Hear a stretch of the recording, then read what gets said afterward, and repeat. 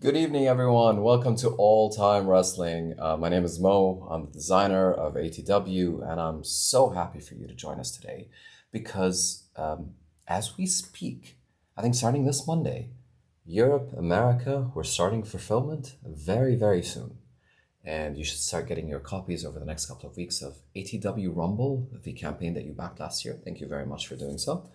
And I'm very excited about the Rumble because it has a Rumble match. It has nine new wrestlers. It has a three-way, a four-way match. But when I asked you guys on Facebook what you'd like to see the most, what you'd like to see me play and explain how it works, you chose the new solo mode. And I know this because I'm not surprised by it because I know a large percentage of our fan base love playing the ATW campaign. So the Sergeant Slaughter campaign is this small box set. It's for like $14. And the great thing about it is it comes with not only a Sergeant Slaughter campaign, but an updated solo mode, which is what I'm going to show you today. There's no campaign spoilers. This is not the campaign video. This is simply to show you how the solo mode has changed. It's a few minor modifications, but I think it would be really cool for experienced players, and you're going to really enjoy it. And I have a whole post about it on Board Game Geek if you want to understand why I did this. But in a nutshell, there are two main changes that we've done to the game, and I can show them to you. The first is we've been able to change the die. So there are some faces here that you're going to be familiar with, which is, for example, this one shields against the NPC defends successfully against a damage 1 or 2 attack.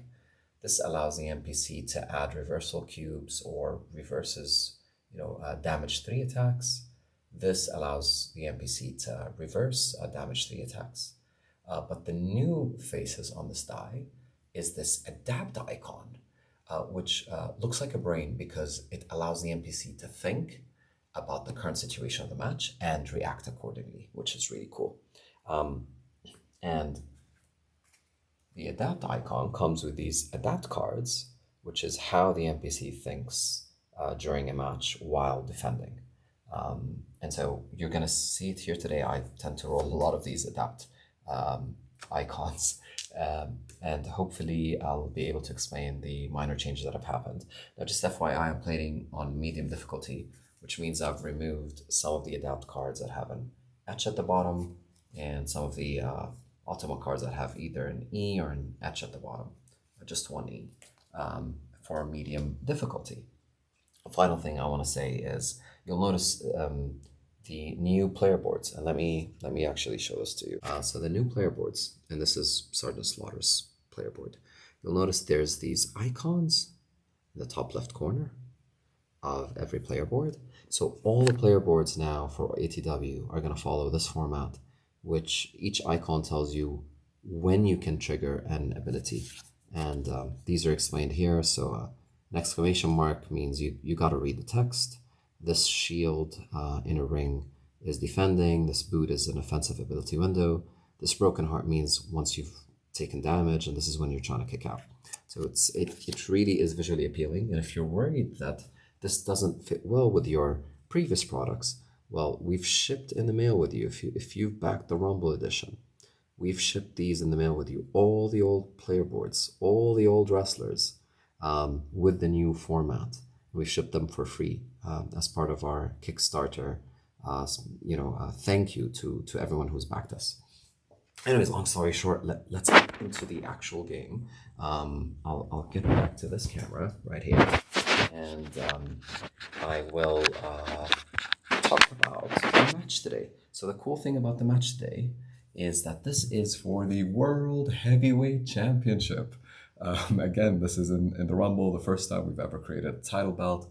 This says that whoever's a champion starts the match with the initiative. In this case, Kamala is the champion, the world champion, and I'm the challenger, Sergeant Slaughter. I'm trying to beat him. This is my starting deck that I've laid out in front of me. The setup is exactly the same as a normal solo mode match, except that I've added these adapt cards as I've mentioned, that I'm using the new Ultima die. Let me just reset my health and my stamina, and I'm good to go. Yes, there you go. All right, perfect. We're going to start off with Kamala's attack. And his first attack is going to be a head chop. And that's some really bad news. And you might say, Mo, why is a head chop a bad news? Well, apart from the fact that Kamala's chopping your head. This only does 1 damage. Why are you so worried about it?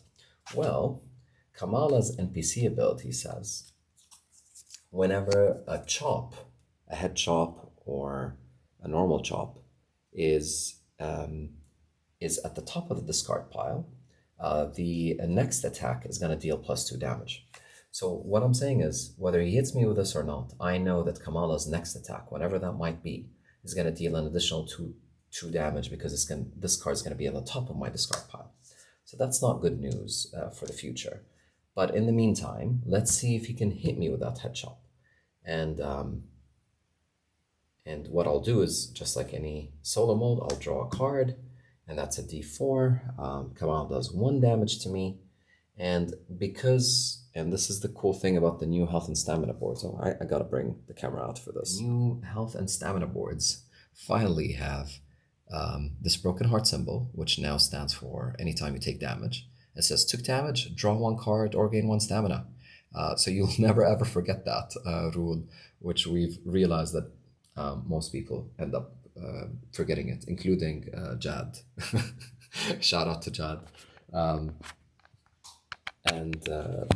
Yeah, so I can draw a card, but I'm actually happy with my cards. I'll continue going, and this card goes on the top of his discard pile. And let me put this view. Perfect. All right, so this card goes at the top of his discard pile, and he gets to draw another attack. He keeps going, and this time it's the Giant Headbutt. Now, the Giant Headbutt usually does 2 damage.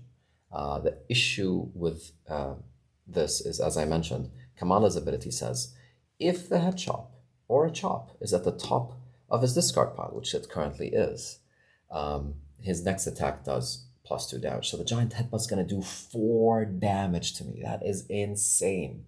And I'd rather avoid that. So what I'll do is I'll spend my one-time ability, my reversal, and that will cost me 1 stamina. I'll do 1 damage to Kamala and gain me 1 momentum. Sorry, I forgot to give Kamala momentum, so I'm gaining it back. Most of the wrestlers have deal 2 damage and gain 2 momentum. Sergeant Slaughter's like Kurt Angle. He deals only 1 damage and gains 1 momentum on his reversals. So the bad news is I've lost my reversal ability. The good news is the head chop is no longer the top card on the discard pile. So that gives me comfort. And it's my turn. That's the best news.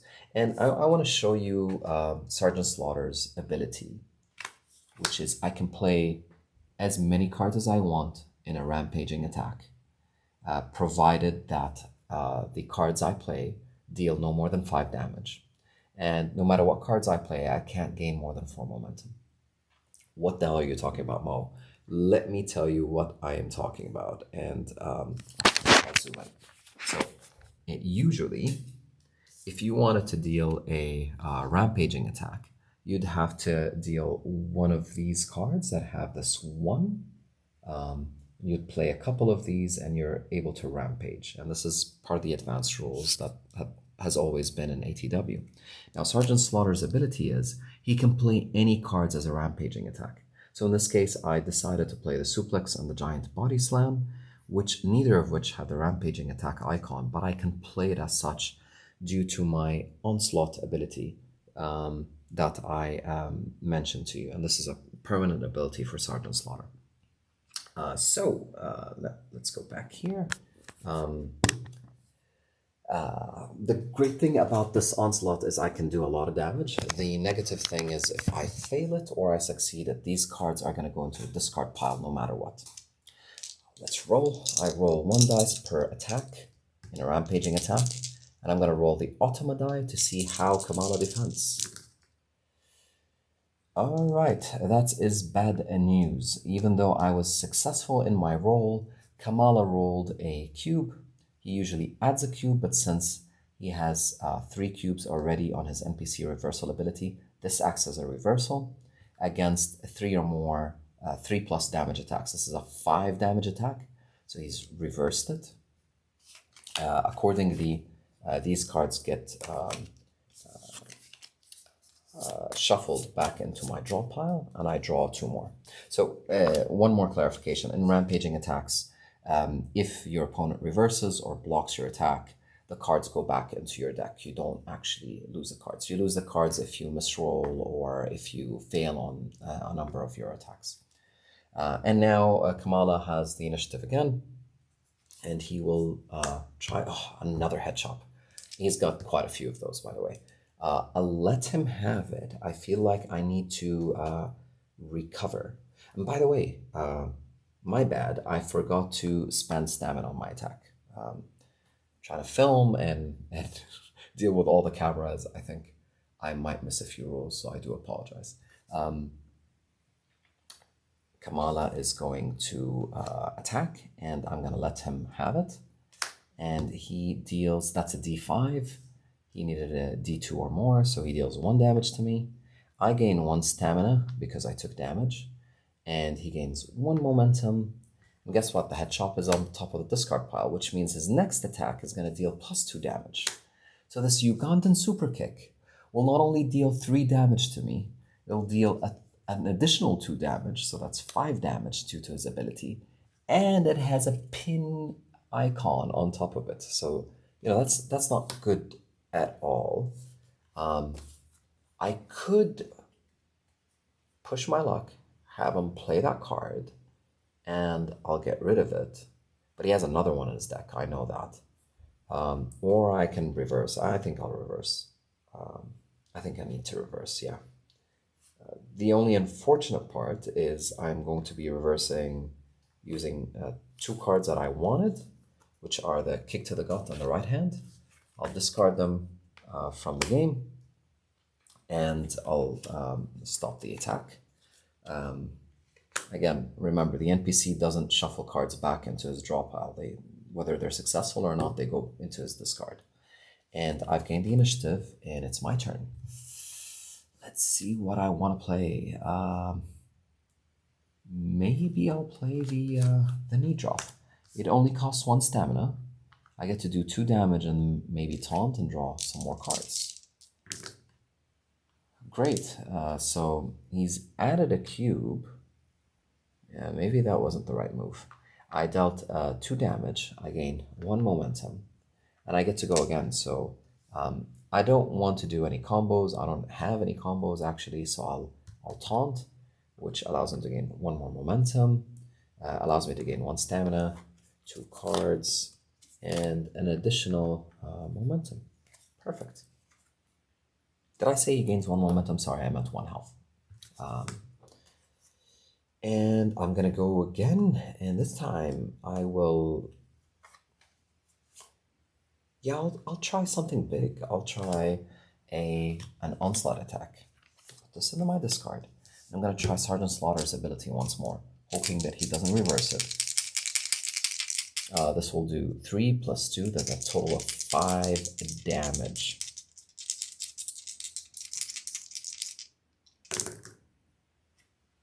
Ooh. All right, so I know these attacks, at least one of them is unsuccessful. I could discard to reroll. Before I do so, I'll finally roll the adapt symbol. And so by doing so, you immediately draw an adapt card. And this reads, if the NPC health is 7 or less, right, the player attacks suffer +1 target number. So thankfully, the NPC's health is 15. It's not 7 or less. So I can ignore that part of the card. And I can continue my attack. And you know what? I can't discard these cards. That's so frustrating. All right, yeah. So I won't discard the cards in my hand. I really like them. One of them I can't discard, which is the Cobra Clutch. And that's my finisher. And the other is the Wind Up Punch, which I like because I can combo it with a lot of other moves. Yeah, so I'll I'll take that. So I'll allocate the 1 to the front face suplex and the 3 to the front backbreaker, which means the front face suplex, excuse me, has failed. I have to discard it because it's a rampaging attack. And the front backbreaker is successful. I also discard it, but I deal 2 damage because it was successful. I gain 2 momentum, and I get to go again. I can taunt, which I think I'll do. So by taunting, I'll draw more cards, and he will gain 1 health. So he's still at health 14. And by the way, after resolving your attack, so I've already resolved my attack, the NPC gains 1 health.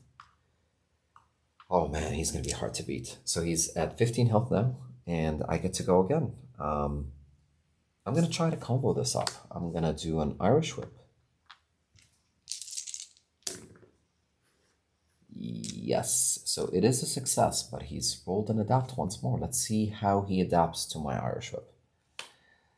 Before resolving your attack, if the player has low stamina or only 1 attack card in hand, I have 3.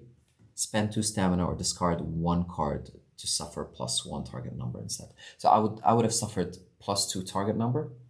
So my attack, instead of rolling a 2, I would have had to roll a 4 if I had low stamina or if I didn't have enough cards in my hand, which, none of these conditions are met, so I can ignore that part, thankfully.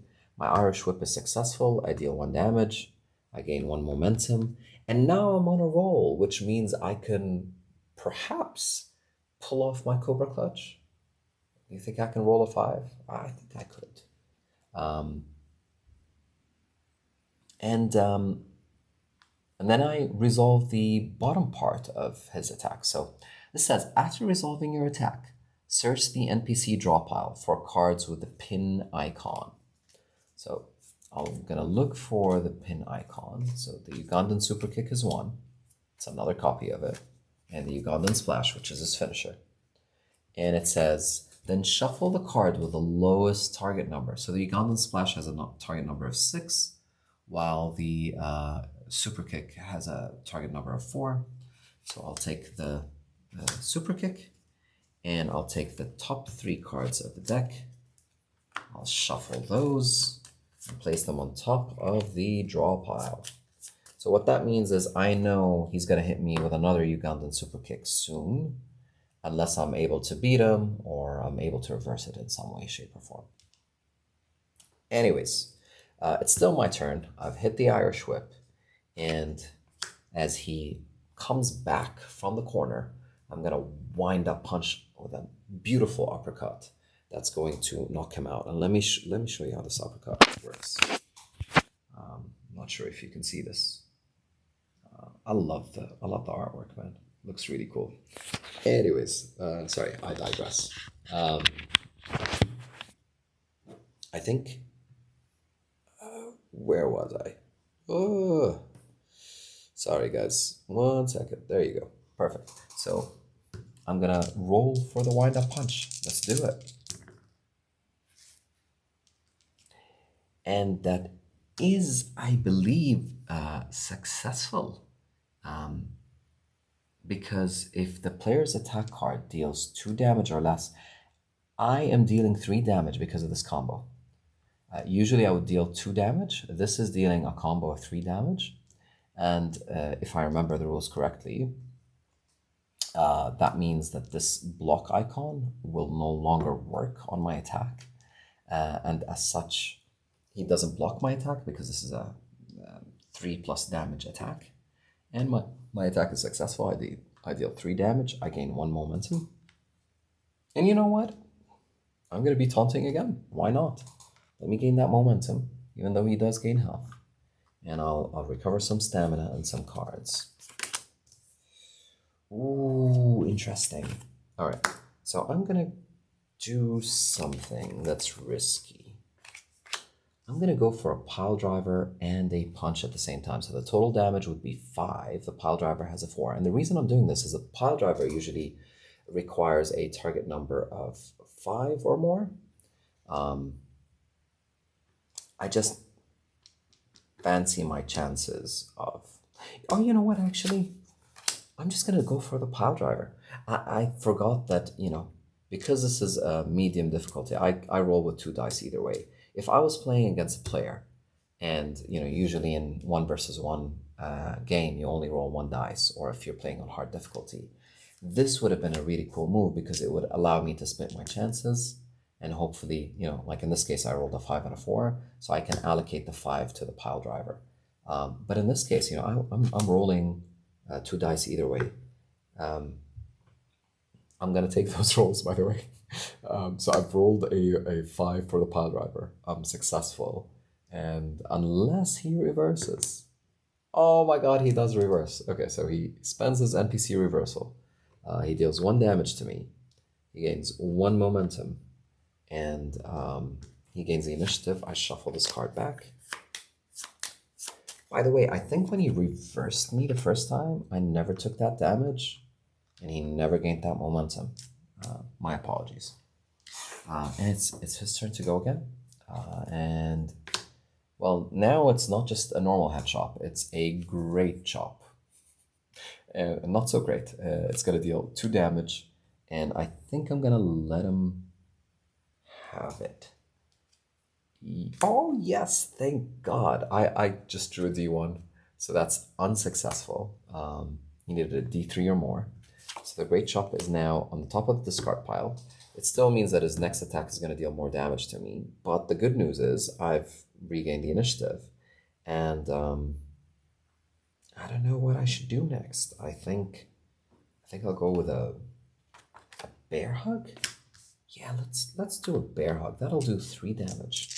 And I want to take advantage of this because if he rolls a, which he rolled previously, add 1 cube, this will only add a cube. It won't reverse given that there are only 2 cubes on his player board. So I want to take advantage of the fact that that's the case. Let's do it. And I'm glad I did. So he does add a cube, assuming my attack is successful. It is. So I needed a target number of 4 or more. But because I'm on a roll, my momentum is 5, I need a 3 or more, given that this is a signature attack. And so the attack is successful. He doesn't reverse, he just adds a reversal cube. And that deals 3 damage to him, 1, 2, 3. But the great thing about this is my second ability, which is called the GI Slaughter ability. Let me show you the GI Slaughter ability. Where is my camera? Okay. So the GI Slaughter ability says, successful attacks with 3+ listed damage always deal 1 additional damage. And this does not count towards offensive ability window, which is awesome. So I can recover after this attack. And it's not triggered by rampaging attacks. So I can't couple this with the onslaught ability. But I like it. I like it just enough. Let's go back to the player board. I've dealt 4 damage. I've gained 2 momentum, and I'm going to recover, giving me 2 stamina and 1 card. And that gains him 1 health. And I'm gonna go again. In this case, I'm gonna go for the pile driver again. Spend 3 stamina for that. And roll. Yes, so that's a success. I needed a target number of 5, -1, 4. I rolled a 5 either way. But let's see how he adapts. He might actually stop my attack. Let's see what he does. If the player's health is 7 or less, the NPC reverses. He blocks the attack and gains the initiative. So my health is 11. Thank God he does not reverse my attack. And I still get to go. So I deal 4 damage to him. 1, 2, 3, 4. And using my GI Slaughter ability, I deal an additional damage. So that's 5. And I gain 3 momentum. So I'm all the way up. Let me put this here. I'm all the way up to 10 momentum. I'm not only on a roll, I'm unstoppable. And I think what I'm going to do next is try to finish this off with a Cobra Clutch. So this is the cool thing about where I am.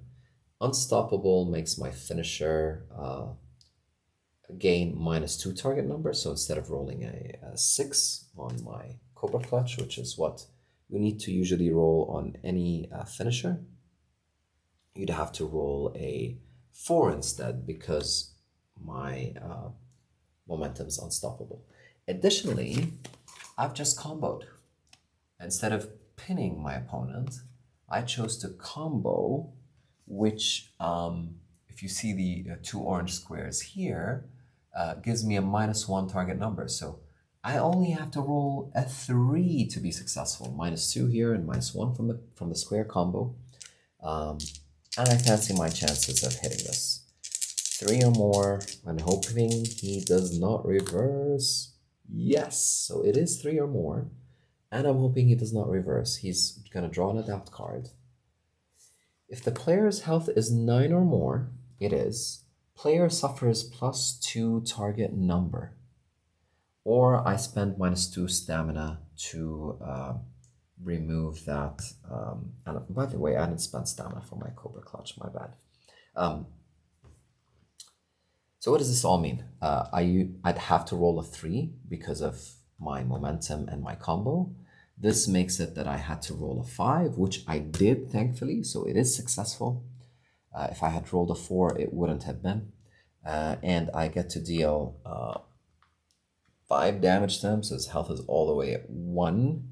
I gain 3 momentum, my momentum is already full, and I will try a pinfall attempt.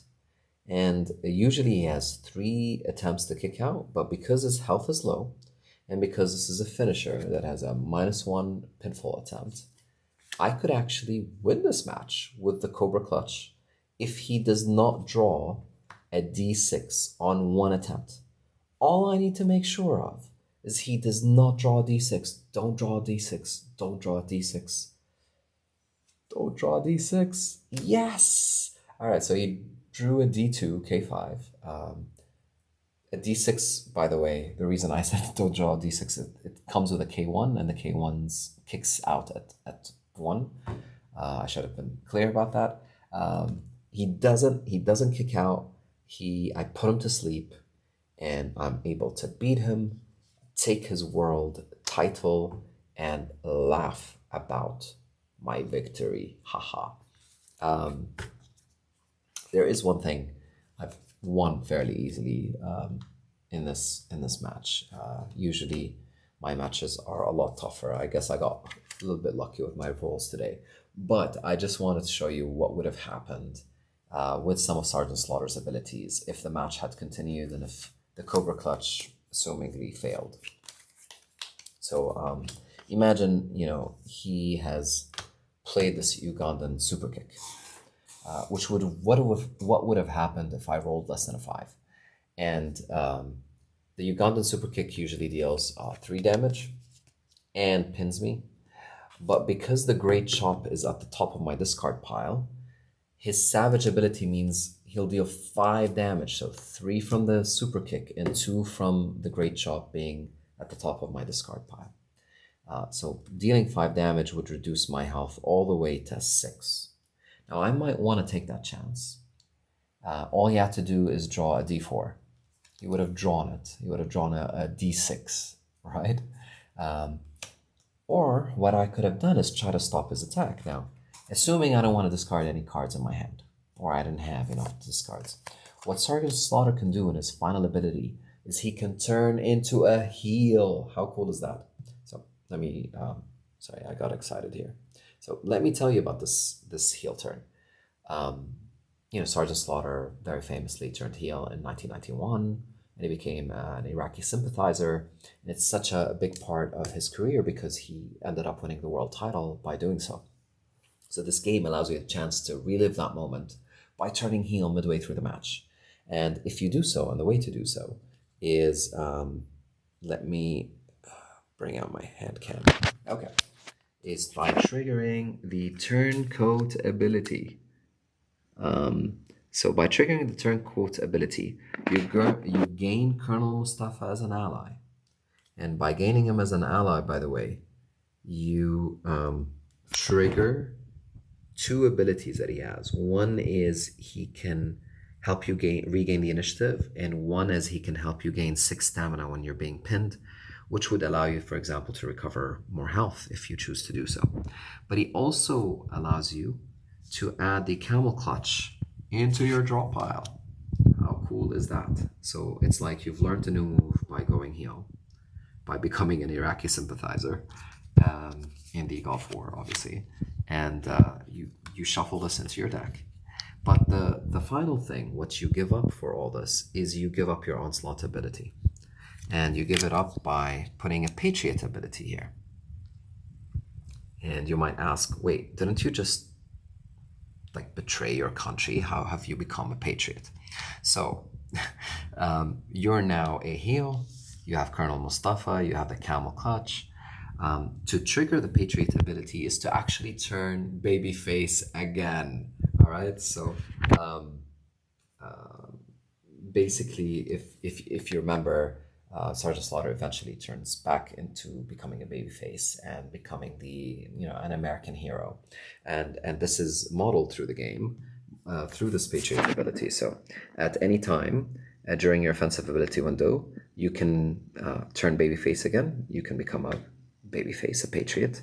You gain 3 health and 2 momentum, but you have to discard Colonel Mustafa, whether you've used his abilities or not. So there's a lot of intricate gameplay here on when to trigger certain components of the game. I think that makes it very interesting for solo gameplay and head-to-head. Let me go back here. All right. So I've probably babbled. It's like 3 a.m. here. Had to wait for everyone in the house to fall asleep before I could film this. I'm not sure if the rules here are clear. In summary, the Automodai has a new icon, and anytime you roll it on while the NPC is defending, you immediately draw one of these cards. You resolve the top part of the card if it asks you to do so, if you meet a particular condition. It's usually the NPC defending against your attack. And then the bottom part is something you always do, no matter what. Whether you're successful or not, you always carry out the bottom instruction. And these cards kind of simulate the NPC trying to take advantage of particular situations if he's lucky enough to draw them. I got lucky this game with my rolls, with some of the NPC cards that I've especially with my rolls. But I must warn you, if you're used to the normal ATW game, this is, I think, a little bit tougher, especially when you play a solo campaign, which is why the solo mode was designed in the first place. I mean, remember, we never designed solo mode for you to play just a solo match. It was always part of a bigger solo campaign. So you'll find this tougher. If at any time you find it to be too difficult, you can just go back to the basic, easier rules. There's nothing wrong with that. But I feel like, if you've been playing All or Nothing for a while, this will be a great addition to, and a great challenge for you to kind of stretch yourself. What else do I want to say? God, I'm talking a lot. Oh, finally, there's an Eddie Guerrero solo campaign. Perhaps when you all get your copies and you've played a couple of matches, I can show you how it works. I'll also shoot a video sometime maybe next week or the week after on how you play Solo Rumble, which is really cool and a lot of fun. A Rumble match. And that's it. If you want me to shoot any more videos, I'll do my best to do so. Let me know in the comment section or post something on Facebook. If you have any questions, just email us directly or post it on Facebook. We usually get back to you very quickly. Thank you so much for joining us. Thank you so much for backing us. We're really excited about you trying all these new characters, all these different match modes, the new solo mode, the solo campaign, which, I mean, we haven't even seen here, which is a really cool story and has an amazing surprise at the end that you have to read and go through. We hope you continue supporting us. Thank you for being such awesome fans and awesome players. Have a lovely night.